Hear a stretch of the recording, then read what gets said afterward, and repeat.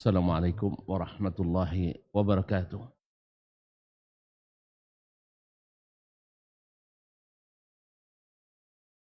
Alhamdulillah nahmaduhu wa nasta'inu wa nasta'hdih wa nastaghfiruhu wa natubu ilaih. Wa na'udzu billahi min shururi anfusina wa sayyiati a'malina. May yahdihillahu fala mudilla lahu wa may yudlil fala hadiya lahu. Asyhadu an la ilaha illallah wahdahu la syarika lahu wa asyhadu anna Muhammadan abduhu wa rasuluh. La nabiyya wa la rasula ba'dah. Ya ayyuhalladzina amanu taqullaha haqqa tuqatih wa la tamutunna illa wa antum muslimun. Ya ayyuhan nas ittaqu rabbakumul ladzi khalaqakum min nafsin wahidah wa khalaqa minha zawjaha wa batha minhuma rijalan katsiran wa nisaa'a wattaqullaha alladzi tasaaluna bihi wal arham innallaha kana 'alaikum raqiba. Ya ayyuhalladzina amanu taqullaha wa qulu qawlan sadida yuslih lakum a'malakum wa yaghfir lakum dhunubakum wa man yuti'illaha wa rasulahu faqad faza fawzan 'azima. Amma ba'd, fa inna asdaqal hadithi kitabullah wa khairal hadi hadi Muhammadin sallallahu alaihi wasallam wa syarrul umuri muhdatsatuha wa kullu muhdatsatin bid'ah wa kullu bid'atin dalalah wa kullu dalalatin finnar wa na'udzu billahi min syarri ahlin nar. Ma'asyiral kiram, kaum muslimin, kaum muslimat yang dirahmati Allah Subhanahu wa taala. Bersyukur kita kepada Allah atas segala rahmat, nikmat dan karunia-Nya yang senantiasa dicurahkannya kepada kita. Wa in ta'uddu ni'matallahi la tuhsuha. Mudah-mudahan Allah jadikan kita hamba-hamba yang senantiasa bersyukur kepadanya. Dan kehadiran kita di rumahnya ini mudah-mudahan sebagai tanda keinginan kita mendekatkan diri kepadanya. Kaum muslimin, kaum muslimat yang dirahmati Allah Subhanahu wa taala, salawat dan salam kepada Nabi Muhammad sallallahu alaihi wasallam yang kita cintai, yang kita ikuti, yang kita pedomani dan teladani. Mudah-mudahan salawat dan salam berbuah syafaat yang membuat kita tentram di akhirat nanti. Kaum muslimin, kaum muslimat yang dirahmati Allah, melanjutkan pembelajaran kita bersama Imam Ibn Abi Hatim Ar-Razi rahimahullah dalam kitabnya Adabus Syafi'i wa Manaqibuh. Adab Al-Imam Asy-Syafi'i dan kelebihan serta keutamaannya. Masih dalam bab madzukira min ma'rifati Syafi'i al-lughat wa ma fassara bihi ghariba al-Qur'an wa ghariba sunnah atau lughah,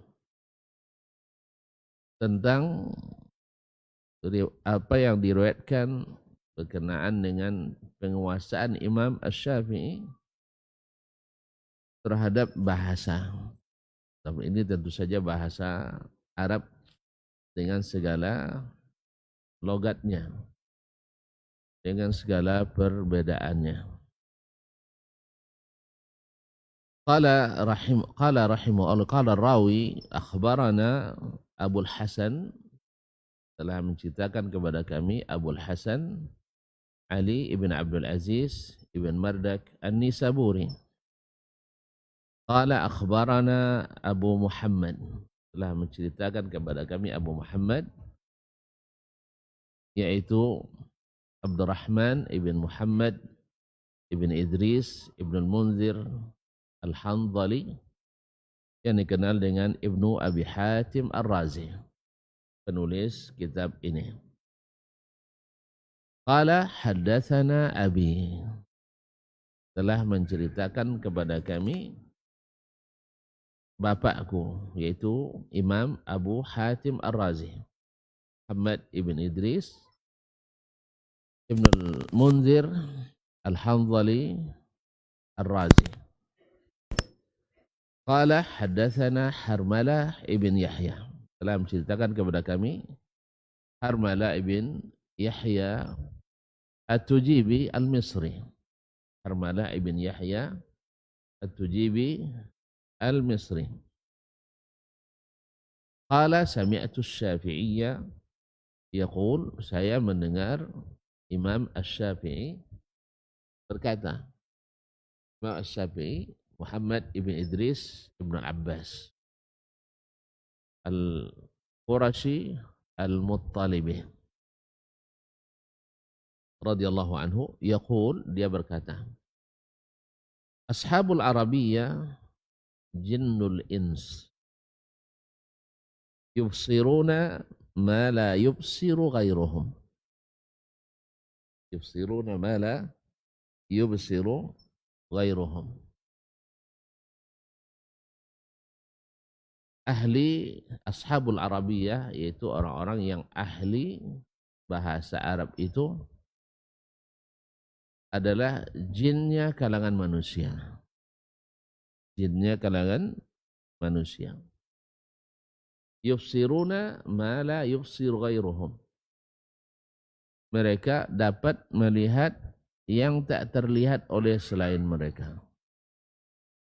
Ahli-ahli bahasa itu bisa melihat sesuatu yang tak terlihat oleh orang lain yang tak paham bahasa, yang tak mengerti bahasa. Dan ini semakin luas penguasaan bahasa Arab seseorang itu, maka semakin luas pula pemahamannya terhadap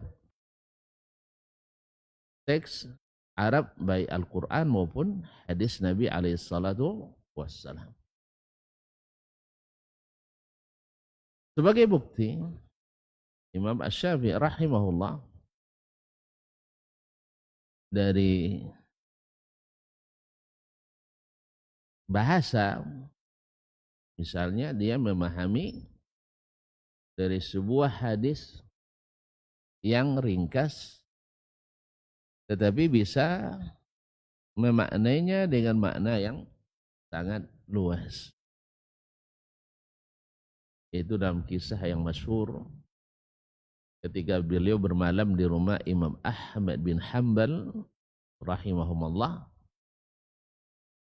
Dia disiapin oleh anak Imam Ahmad makanan yang cukup banyak, juga air wudu untuk sholat malam. Tetapi setelah dilihat waktu subuh, makanan habis, licin, air wudu tak berkurang. Tentu yang namanya anak-anak tentu pikirannya kemana-mana. Nyaya ahli ibadah, tapi zuhud, tapi makan nak kena banyak. Sudah itu, ayu tak dua. Janjian sudah makan bakau. Begitulah lebih kurang tafsirannya. Mungkin awak macam itu tafsiran awak kan ya? Pasti macam itu je. Awak fikir awak jipaji je. Iya kan, makanan Nabi banyak. Ya porsi godang kan, maklumlah orang Arab tuh. Tentuan kalau nak tahu bagaimana pemurahnya orang Arab, lihat dari cara dia menghidangkan makanan. Makanya kan dia wangi lagi kalau siku kambing dihidangkan awak dia tu mampek. Nah, dia minta tambah je oleh. Dia macam waktu makan rumah etik dulu kan, teknya bapa go pas kau apa kau kan apa nama Muhammad campung tu, sampai nasi tu. Sampai nasi tu. Capar tu. Bapa go je balik on capar kan. Pasal ni pewok lah bila sama go je pewok kau yang lah terlagu dia pewok tu deh. Fahamnya ndak? Saya ndak faham sana. Memang lahir muda-muda gitu anak-anak. Jadi waktu dulu main sindiunya lui. Jadi mana kalau lah batangkun capar lah betul hal ada terangkut berarti apa makna? Habis nasi. Berarti tak bapa balik kau nya. Apa maksudnya? Aduh nasi lah. Ini dia lah bila nasi pewor lu betul dah. Tamu kau je kau petang duyung ni. Paham tak? Nah, itu. Jadi bila nah jadi nasi saya comong dah habis. Nasi apa makanan yang banyak itu habis oleh Imam Syafi'i rahimahullah. Apa kata anaknya? Dah iyo cerita ayah ngarunya. Saya tanya ke ayah. Kayaknya ayah tuang zuhud kali ibadah. Saya tengok nasi habis makanan habis ayun dah. Dah usah. Maka dia tanya, ya Syafi'i aduhnya tanya kayaknya langsung. Setiap sabun adapun makanan la a'lamu fi Baghdad ahla baitin ta'amum asyaddu halalan min baiti Ahmad ibn Hanbal. Saya tidak tahu di Baghdad ini rumahnya yang terjamin halal makanannya seperti terjaminnya di rumah Imam Ahmad bin Hanbal. Maka kesempatan mau bin tu nak minta je lebih oleh.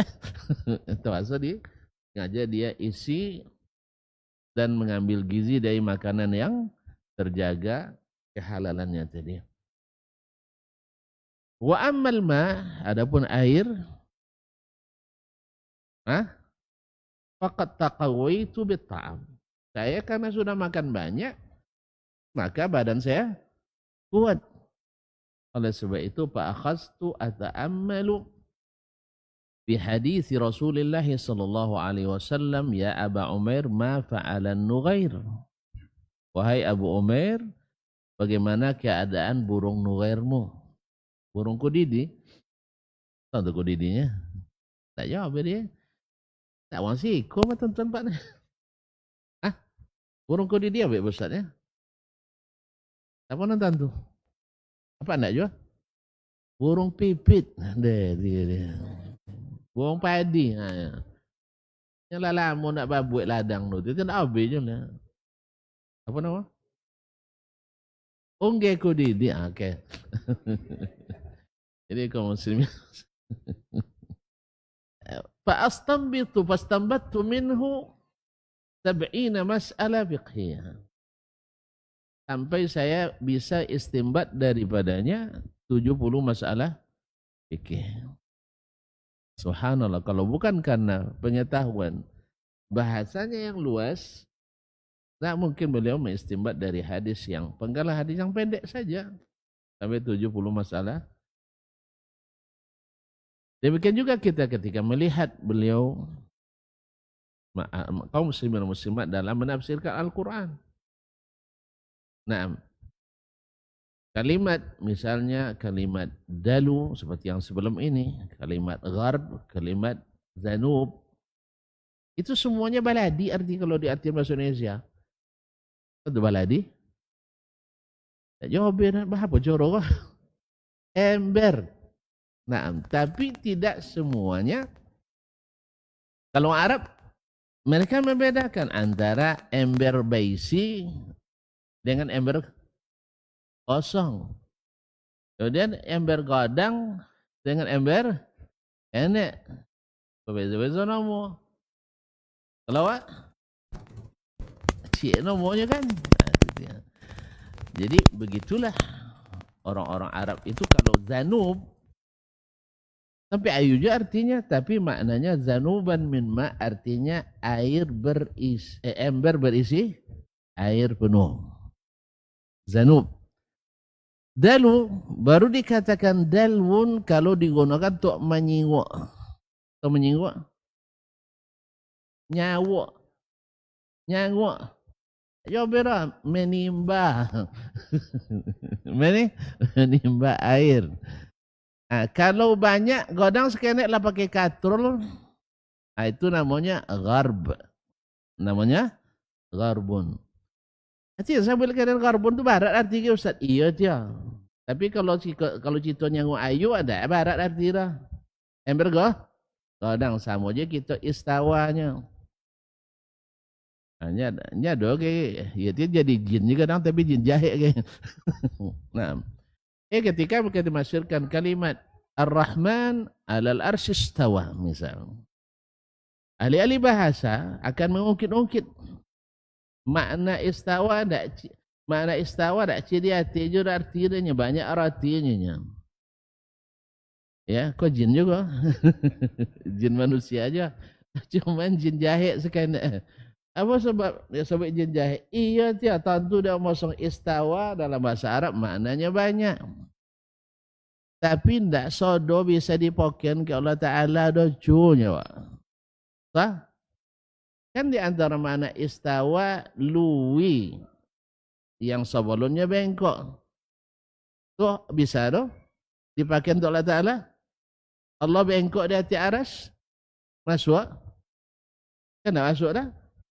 Atau awalnya lemah, habis itu tumbuh jadi kuat. Pastawa ala suqih. Tumbuhan itu berdiri kokoh di atas batangnya. Bisa dimaknan Ar-Rahman ala arsy istawa, Allah togak di atas batang aras. Masuk? Tambah tak masuk dah. Kan ya? Kemudian di antara maknanya adalah mendatarkan jalan berlubang. Awal jalan dah elok sudah itu diperbaiki dengan aspal, licinnya mulus. Istawa aja nama, istawat tariq. Tu bisa guna macam itu. Allah Ta'ala awal berlubang-lubang sudah itu. Licin amwa. Enggak, bukan tak tentu dia awak. Tapi enggak masuk makna lain tu ke dalam dah. Faham ya? Jelas? Dari ado tidak ado. Atau menguasai sesuatu yang sebelum dikuasai oleh orang. Itulah istaula. Istaula. Oleh sebab itu makanya bukan kita tidak tahu makna itu. Cuma awak nak jadi jin jahat si kono. Ya, bahwa makna yang pas yang disebutkan oleh ahli lughah yang lurus bahwa istawa ala maknanya ala wartafa'a. Ala wartafa'a. Oleh sebab itu maka para ulama ahli akidah tidak menyebut makna-makna yang tadi dah, bukan mereka nak joleh, tapi mereka obey karena mereka paham bahwa makna itu tak satu pun sesuai untuk dimaknai ayat dengan makna itu. Artinya lah kadolah teh kicur ahli jin-jin tadi tu, jin-jin manusia yang paham bahasa tapi tidak ngerti akidah atau menyimpang akidahnya. Jadi kadang-kadang sok-sok pandai nahu lagi. Lainnya pandainya dah sabu Syekhul Islam Taimiyah Arab tak pandai bahasa Arab gitu. Kan ada sabu gitu ya. Arab tak pandai bahasa Arab nyinya, bongak-bongak nyinya. Jangan enggak bongak sabu. Sabunya lah jolen kalau iya salah salen kia salah. Ikan tak uang lah sabu bongak. Awak tak ngerti oh sabu. Tak paham. Jadi kalau lah pakai bahasa-bahasa bongak, tak ngerti, otak apanya? Otaknya macam-macam lah bahasa-bahasa. Itu orang tak ngerti memang. Atau termasuk jin manusia tadi. Jadi kaum muslimin dan muslimat. Tapi orang-orang yang paham bahasa Arab melihat sesuatu yang tak terlihat oleh orang lain. Betul. Misal, ini contoh juga kaum muslimin membuktikan berkata Imam Syafi'i rahimahullah tentang menafsirkan kalimat misalnya hatta zurtumul maqabir. Kalau dipakai bahasa kamus terjemahan, apalagi pakai AI, iyalah. Wa uji AI rahu ya tepapu kesan dia. Dapat rasa uji. Fi'il madhi bisa jadi mudhari' dia kalau masuk an dalam Atau masuk mulang baca apa leleh? Baca nahu dia apa ya? Ha? Jadi dia caya wano ke itu. Nah, ndak ulamanya dulu. Tetapi ya tiap apal pada awak dia lah. Kalau data apal pada awak dia lah. Itu kan dengar hati wadanya. Tapi kalau membaik pemahaman jen usak paham ada. Usak pemahaman. Paham kaum muslimin dan muslimat. Kan orang membuat rumah. Tang awak je Allah Taala buat Nak kena hebat lo yang dibuat orang tu. Faham juga? Awak Allah Taala buat. Inya orang buat. Itu kan cadik lah buatan manusia pada buatan Allah Taala lah. Weh. Ya tuan-tuan dia salah asal bau sekenak lah kagum coba. Asal lapal dia data-data lah hebat aja lah. Kawasan banyak salah kan. Banyak nan salah data. Ya itu dia dasarnya awak nak punya data tu. Dia sabut dia orang nak adu data, apa kan dia adunya awak nak nawur? Kan ya? Iya orang dah hafal Quran ayat 30 juz. Awak juz 30 dah? Ndak hafal, antu ngaku juga lah. Yang balik ayat dia ngaku juga doanya. Yang awak nak hafal nah. Ya bang? Nah, makanya siapkan kita harus paham. Kemudian belum tentu yang hafal lebih paham daripada yang tidak hafal seperti kan Nabi SAW. Farubba muballagin au'a min sami'. Bisa saja yang disampaikan kepadanya hadis lebih paham daripada orang yang mendengar langsung dari Nabi SAW atau mendengar langsung dari seseorang. Nah, misalnya hatta zurtumul maqabir. Orang Arab walaupun dia Arab Badui tapi paham bahasa Arab. Paham dia dari situ. Wallahi la tub'atsunna. Demi Allah kalian pasti akan dibangkitkan. Dari mana dia dapat kalimat dibangkitkan? Dari kalimat hatta zurtumul maqabir.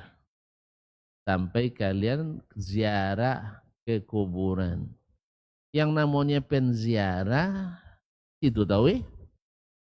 Itu tahu? Enggak. Makanya kuburan itu adalah tempat berziarah. Jadi tidak selamanya di situ. Makanya dia ambil kesimpulan ketika padahal dia tidak ulama itu. Orang Badui, orang kampung. Ketika dongeng ayat dari Imam Alhaakumut takatsur hatta zurtumul maqabir. Kalian dilalaikan oleh saling memperbanyak harta dan anak sampai kalian ziarah kubur. Sampai kalian ziarah kubur. Kalau diartikan ziarah kubur bahasa Indonesia, orang Indonesia lo tidak paham. Kan ya? Iya enggak? Apa makna ziarah kubur orang mati atau orang hidup? Woi, dalam bahasa awak non ziarah kubur orang mati atau orang hidup? Orang hidup. Kalau bahasa Arab orang mati. Itu dia berbeza makna dia awak. Jadi kalau ada ke tempat peristirahatan terakhir. Tadi itu salah terjemah. Ya bang? Padahal yang benar adalah sampai kalian berkunjung ke kuburan. Jadi situ itu hanya sementara. Itu makna pengetahuan bahasa. Makanya fiqhul lughah itu penting. Dan fiqhul lughah itu bukan nahwu sarab. Nahwu sarab itu adalah tata bahasa Arab. Orang ahli nahwu sarab alun tentu pandai bahasa Arab lah. Hanya melatang-latang kata aja. Tapi kalau yang paham bahasa Arab adalah orang yang faqih bil lughah seperti Imam Asy-Syafi'i rahimahullah taala. Demikian juga ketika beliau menafsirkan ketika masalah bersentuhan laki-laki dengan perempuan. Dalam ayat aula mastumun nisa, maka beliau mengatakan la masa, walaupun maknanya musyarakah, tetapi kadang-kadang kalimat la masa dimaknai dengan makna la masa, dengan makna menyentuh. Lalu Imam Asy-Syafi'i berpendapat berdasarkan itu ayat, berdasarkan pengetahuan bahasanya, bila bersentuhan laki-laki dan perempuan maka batal wudunya.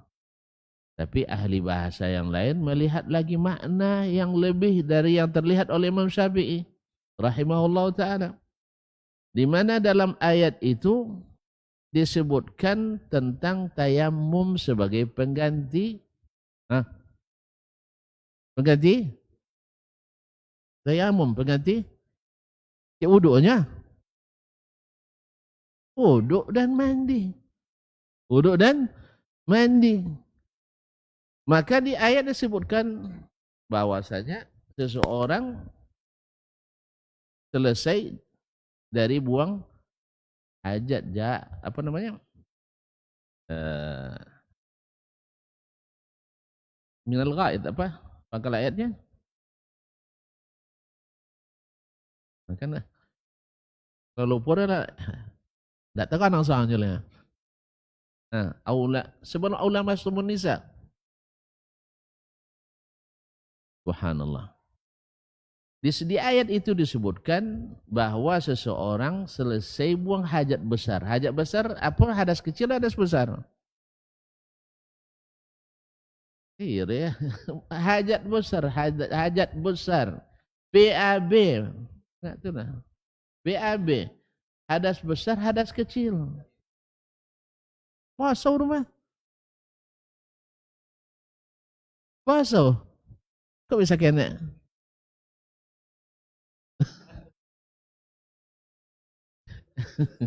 Ayu kadang tapi hadas kecil. Taib. Mumtaz. Nah. Kemudian setelah aula mastumun nisa. Atau kalian menyentuh wanita. Falam tajidu ma'an. Lalu tidak ada air. Apa obatnya? Fatayammamu sa'idan thayyibah. Nah, kalau dijadikan lamasa dengan makna lamasa hanya sekedar menyentuh seperti kata Imam Asy-Syafi'i rahimahullah, maka ini wallahu alam mengurangi balaghahnya Al-Qur'an. Sebab apa? Tayamum itu dia bukan hanya ganti hadas kecil, tapi juga ganti hadas besar. Maka Allah sebutkan salah satu contoh hadas kecil, yaitu buang hajat besar. Dan salah satu contoh hadas besar, yaitu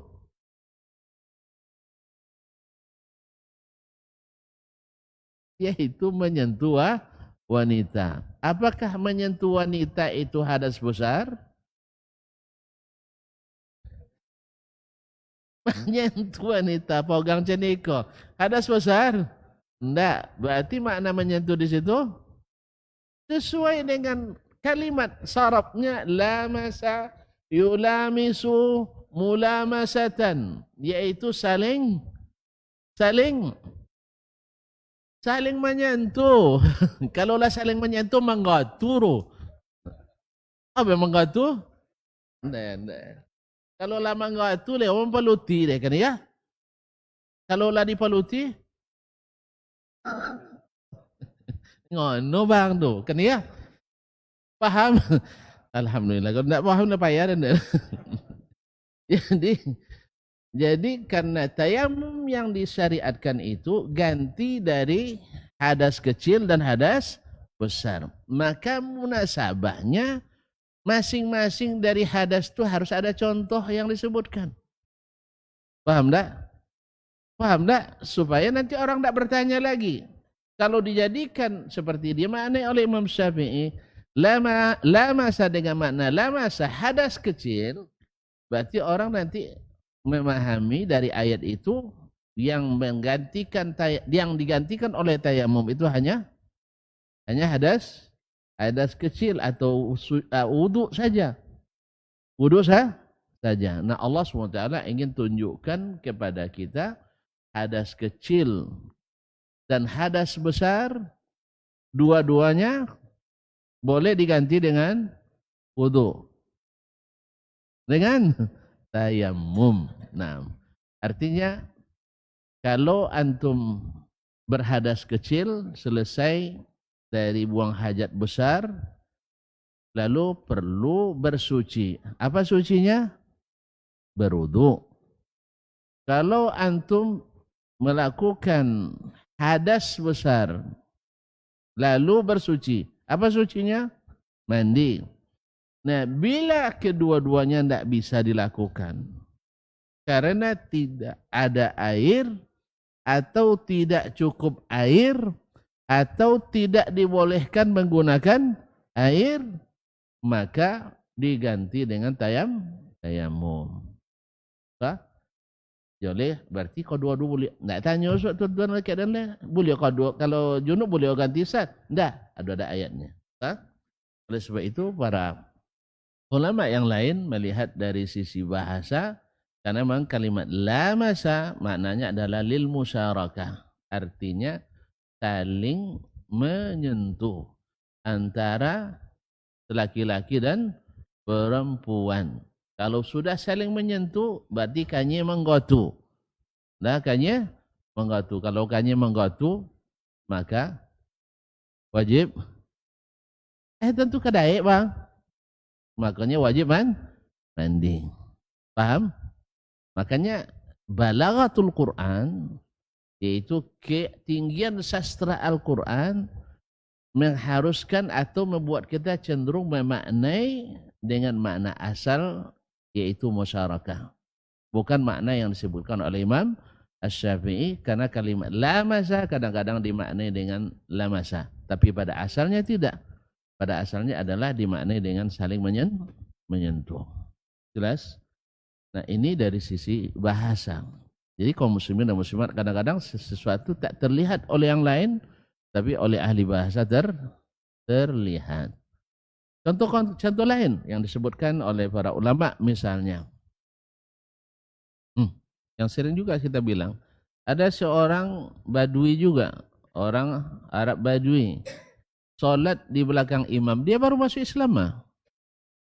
Baca ayat, was-sariqu was-sariqatu faqta'u aydiyahuma jazaa'an bima kasaba nakalam minallah wallahu ghafurur rahim. Ketika dibaca oleh imam wallahu ghafurur rahim, dia bilang subhanallah. Apa aja? Kok subhanallah? Padahal dia belum hafal Quran. Tapi dia tahu ini tidak matching. Dia tidak hafal Quran ya, tapi bisa menyalahkan. Nyolang batuan dari sabur ya, nyolang ada ilmu. Kan lo hafal kalau lo hafal bisa nyolang, bisa batuan. Ya kan kadang-kadang bisa nyolang imamnya tapi mau batuan. Kan pada alamirnya. Nah, saja. Kadang antu dia buat salahnya tapi batuan. Lagu imam lo dah apa batuan. Kan ya? Jadi kadang-kadang tantu maksudnya salah tapi kan batuan. Anda isarah. Apa sebab? Tidak ada di awak tu membantu nurah. Sama je buaya kami bahasa Arabnya kan. Jadi dia enggak tahuinya. Jadi itulah orang Arab tu banyak solat je kau doangnya. Mana solat ya? Tak tahu fa'il fa'il maf'ul je kan. Tapi tak sabuin tadi, tak apa nyabuin ni.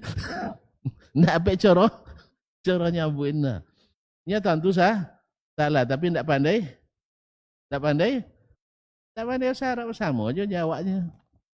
Tentu salah bahasa Inggris kan, tapi tidak pandai.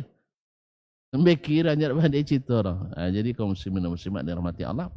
Jadi dia tahu dia subhanallah. Diulang lagi sama imam subhanallah. Sampai imam kembali mengatakan wallahu azizun hakim. Allah. Padahal kan samunya wallahu ghafurur rahim. Apa salah kan? Tapi tidak. Tetap tidak bisa. Apa sebab? Karena makna ayat awal dengan akhirnya tidak sesuai. Tidak matching. Dia katakan, pencuri laki-laki, pencuri perempuan, potong tangan keduanya. Sebagai apa? Balasan yang setimpal atas apa yang mereka kerjakan. Nah, karena minallah sebagai peringatan dari Allah untuk orang-orang lain. Yang yang nak berniat pula mencuri. Oh, tak bisa lah. Dua bulan potong tangan kan? Dah? Ma'asyiral kiram dirahmati Allah SWT. Nah, ujung ayat, Wallahu ghafurur rahim. Allah maha pengampun, maha penyayang. Jadi jalan hukumnya? Hah? Diampuni, dan sudah itu sayang lagi awak. Jadi dipotong tangan? Tak masuk lah. Nah, jadi apa yang masuk? Sesuai yang difirmankan Allah. Ikut tak karangan Allah yang turunkan memang. Wallahu azizun hakim. Allah maha perkasa dan maha bijaksana. Al-Gojo ada lama-lama. Al-Gojo ada lama-lama. Hah? Dan dia isan nak kalian juga nak na itunya. Kalau Al-Gojo ada nyabu dan tak tahu lan motong tangan wang korenya ibu nya ada itu. Hah? Nah itunya ada leh banyak leh. Jadi Al-Gojo tu harus izzah. Tak ada payiboro weh. Kalau payiboro tak jadi. Nah, maka Allah katakan wala ta'khuzkum bihima ra'fatun fi dinillah. Kalau menerapkan hukum Allah tak boleh. Tak boleh. Tak boleh. Ibu kalau ibu tak jadi. Nah. Kemudian kejam Allah Taala. Tak, hakim. Maha bijaksana. Apa makna bijaksana? Hukum ini kalau diterapkan aman dunia. Awak tu tiap kan tak jambuk sudah itu tiap cilok ayam berbunuh lah. Cilok tabu mati lah. Ubi siapa diungkirnya mati. Dia apa? Hukumnya tak joleh. Hukum tak joleh. Tapi orang nyimpan 74 kilo. Itu masalah kaum muslimin. Jadi jangan bangi ke uang yang menerapkan. Awak introspeksi, awak nanda amu menerapkan. Orang yang menerapkan alhamdulillah mencatat prestasi negeri teraman di dunia. Jangan sangkole mosong lebih pontong tentang orang situ ndak. Atau lah banyak tahu liu bapak potong situ ndak. Sebab kalau diterapkan, makanya ada kawan nulis, bu petang nanti tengok. Lah 2 tahun dan di Saudi nya. Ya, alun pona nengok orang badu batumbuk lehnya. Batangkau kodok tapi batumbuk enggak. Kalau ke awak? Ke awak? Ayo nengok batumbuk kan. Kan dia tiai nengok batumbuk. Makanya koran-koran sitan enggak nak crime story itu berjang. Kalau awak itu paling baca. Tengok koran-koran yang cerita kriminalitas paling lah laku. Berita tentang kriminal paling tinggi ratingnya. Kenapa? Memang tidak ada hukum yang lebih bijak dari hukum Allah Subhanahu wa taala. Terjamin keamanan, terjamin ketentraman. Makanya wallahu azizun hakim. Ini sisi bahasa. Makanya dia tidak terima walaupun dia tidak hafal Quran. Tapi dia tahu itu salah. Dia tahu itu salah. Karena memang saliqatul lugha, yaitu bahasa yang sudah tertanam dalam dirinya bahwa awal mesti matching dengan akhir. Masuk waktu. Capek kan? Baik, khair insyaallah. Kita azan dulu. Nah.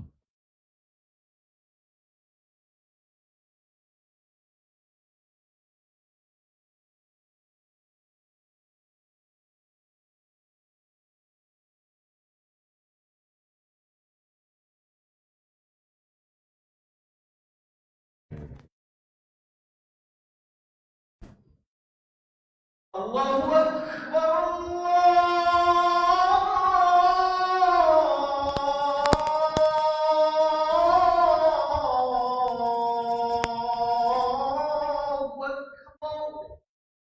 Akbar. Allahu Akbar.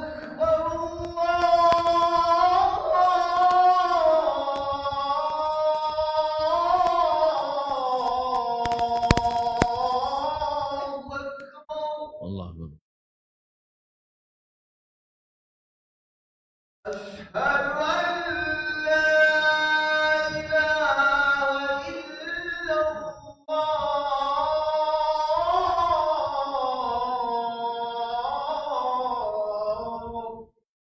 Sudah.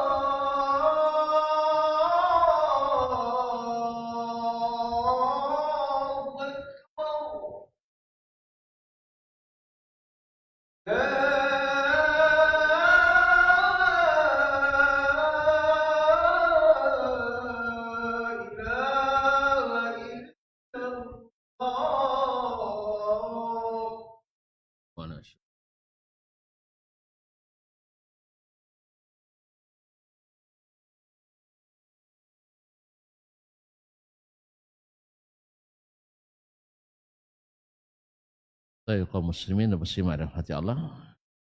Sebenarnya mau tambah satu riwayat lagi tapi panjang. Ya, kita selesaikan aja lah. Ma'asyur kiram, memang bahasa Arab adalah bahasa terluas di dunia. Wallahu alam, Allah sengaja pilihkan bahasa ini bagi agamanya. Karena menurut ahli bahasa, setiap hari itu 1/4 bahasa hilang dari permukaan bumi. Andainya bahasa Arab pun hilang dari masyarakat Arab, tapi Al-Quran tidak akan hilang kecuali menjelang hari kiamat. Maka terjaga bahasa ini. Dari sisi kosakata, tidak ada yang mendekati. Kosakata bahasa Arab itu lebih dari 12 juta. 12 juta kosakata. Untuk sebutan singa saja, mulai singa kene, singa bayi, singa dalam kandungan, sampai singa tua, singa mati, singa ompong, itu lebih dari 300 kata. Kalau hilang siap dawak masih banyak lah. Masih banyak? Banyak. Sedangkan bahasa Inggris misalnya yang menjadi bahasa internasional, yang banyak wak bangga dengan bahasa Inggris pada bahasa Arab hanya memiliki kosakata lebih kurang 650.000. Kalau bahasa Arab tadi 12 juta lebih. Makanya jaga dulu lah. Bahasa Inggris, ya, ma'asyiral kiram dirahmati Allah. Makanya menterjemahkan Al-Quran dan hadis dengan menggunakan istilah-istilah asing, baik Prancis, Inggris, Jerman, Belanda, ataupun Latin sama sekali, bukan menambah luasnya makna Al-Quran dan hadis, tapi justru mempersempit. Makanya kaum muslimin dan muslimat ketika kita bangga dengan istilah-istilah asing itu, apalagi tidak sedikit pakar saja tidak paham dengan istilah asing. Inilah pakarnya, lalu negeri. Ini seperti yang pernah terjadi salah seorang tokoh nasional kita pidato budaya di Taman Ismail Marzuki Jakarta.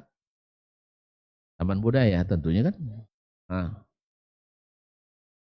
pidato budaya 40 tahun setelah pidato budaya yang dulu dilakukan oleh salah seorang pujangga terbaik untuk negeri kita, Bapak Mokhtar Lubis tahun 66. Nah, dia pidato budaya pula 2006 di Taman Ismail Marzuki. Di antara yang hadir juga seorang ahli bahasa juga, Dekan Fakultas Psikologi UI waktu itu, Profesor Dr. Hamdi Muluk.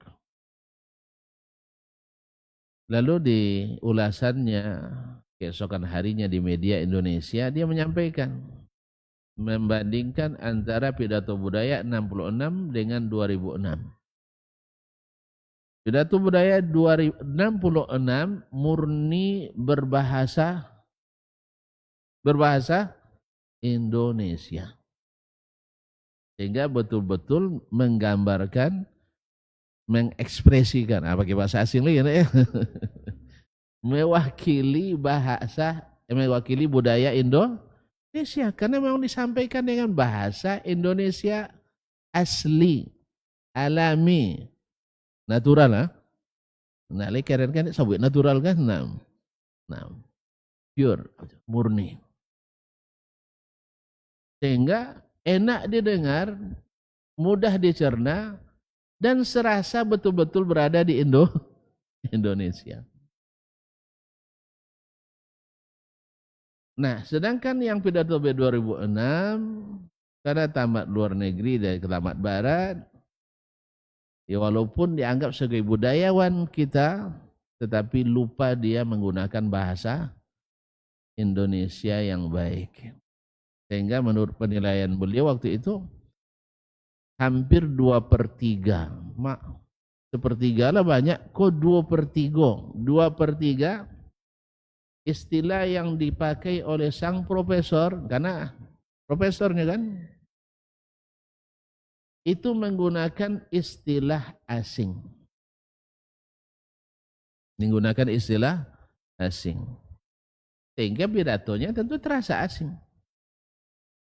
Dia menggunakan bahasa asing yang tidak mewakili budaya Indonesia. Yang bahasa itu kan bagian dari budaya, kan ya? Awak kalau membuat kacika pakai bahasa Acu, tu di Indonesia lama bunyi lah. Tak salah lewat bahasa awak kan ya? Dia sabun kalau Jawa dan Tunjung, Dokek dan Kokong, di Indonesia kan. Sama nak ngerti baru Indonesia, apalagi Indonesia ke luar negeri. Makanya tidak mewakili, tidak menggambarkan budaya Indonesia. Lebih parahnya menurut sang profesor, saya berkeyakinan atau saya mengira bahwa sang profesor yang berpidato tidak paham terhadap banyak istilah yang dia bawakan. Dapat dan corori, nyonya dan aton lah. Profesor menilai profesor, mosong nyonya tidak paham sebagian istilah yang dia bawakan. Awak apa yang gua awak nyawa lah biar tidak paham lu. Makanya tak mau aja tuan-tuan. Awak kok kuliah ya kok tu ada orang ahli mereka. Pakai bahasa-bahasa istilah-istilah tadi dia. Tak kan galak lawak kan. Mangguk mah. Mangguk walaupun kadang tak faham. Kau tak percaya contohnya orang sang sudah itu. Lebih faham tu tak. Galak apa sambungnya. Tapi galak dek uang galak. Nah, jadi itulah saya yakin banyak dari istilah yang dia bawakan dia tidak paham. Oleh itu kaum muslimin dan muslimat dirahmati Allah, kita kembalikan bahasa asli ilmu kita ini. Asli ilmu agama kita bahasa Arab, dan bahasa Arab itu lebih kaya dari bahasa manapun. Anda juga mau pakai bahasa Arab, pakai bahasa kita.